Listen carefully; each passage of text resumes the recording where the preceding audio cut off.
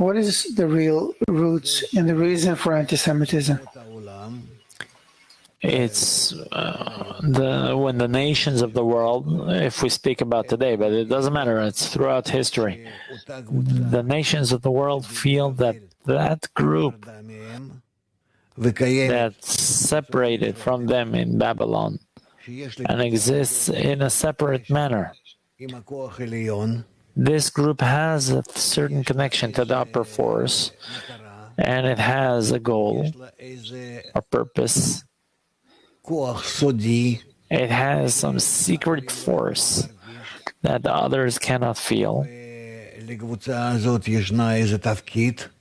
And this group has a certain role that others don't.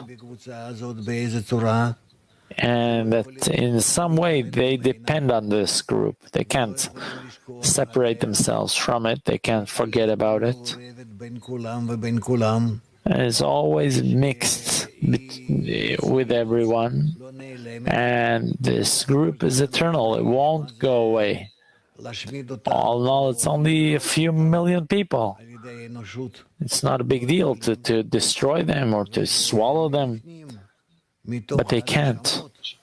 And from within, in these souls of everyone, there is this feeling that this part called Israel lies within each and every one of them, in each and every soul of the nations of the world.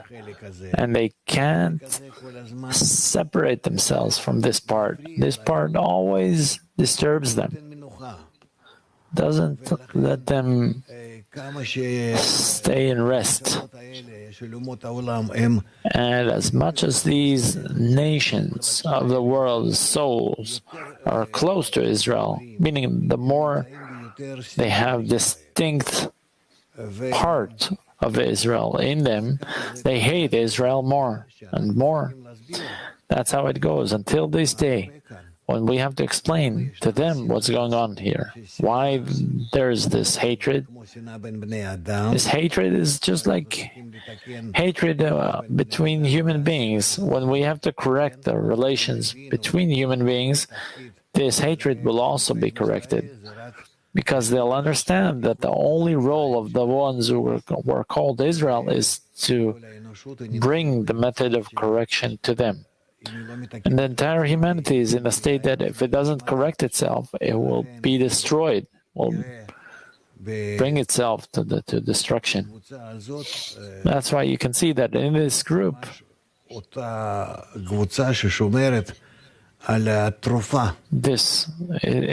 they will see this group as the group that holds the remedy for humanity, what it should do in order to not disappear, not to be completely, not to destroy each other.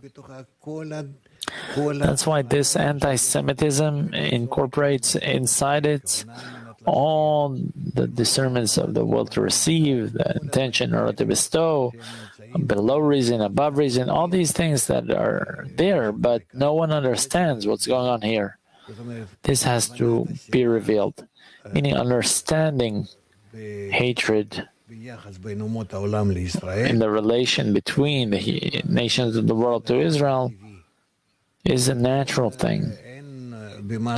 That's why there's nothing to blame, no reason to blame the nations of the world for hating Israel. It's the Reshimot in them.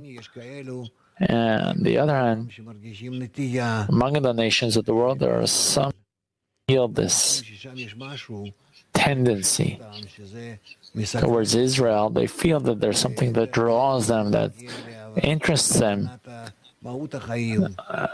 because through that they can reach understanding of the essence of life, the secrets of nature, etc. But the fact that the nations of the world think that in the ordinary Jews there is some secret, well, they're correct, but the Jews themselves don't understand what's that all that about. They don't understand why they're suffering and what other nations want from them. That's the way it is until today. We have to scrutinize all these things and to clarify them for everyone.